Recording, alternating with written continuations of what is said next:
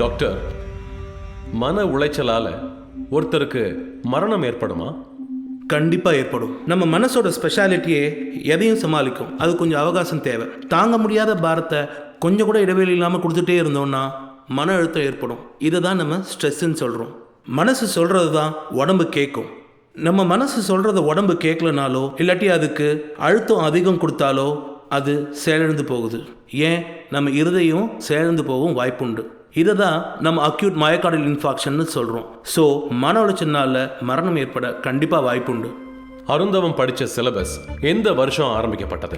எல்லா மாணவர்களும் ஒரே கல்வி தரத்தில் இருக்கணும்னு சொல்லி 2010 மாநில அரசு எல்லாத்தையும் ஒரே சிலபஸ் ஆக்குனாங்க. ஸோ 2 வருஷம் முன்னாடி வரைக்கும் மருத்துவர்களான எல்லோரும் மாநில வழி சிலபஸ் படிச்சு தான் டாக்டர்ஸ் ஆயிருக்காங்க இல்லையா? ஆமா சார். யுவர் ஆனர், இந்தியாவிலேயே மருத்துவக் கல்லூரிகள் அதிகம் உள்ளது தமிழ்நாட்டில் தான். அது மட்டும் இல்லாம உலக புகழ் பெற்ற மருத்துவர்களும் இங்கே தான் இருக்காங்க. 2010 புள்ளி விவரத்தின்படி தமிழ்நாட்டில் மொத்தம் அருந்தவம் போன்ற மாணவர்கள் 1,28,55,485. இது தமிழ்நாட்டின் எண்ணிக்கை மட்டுமே.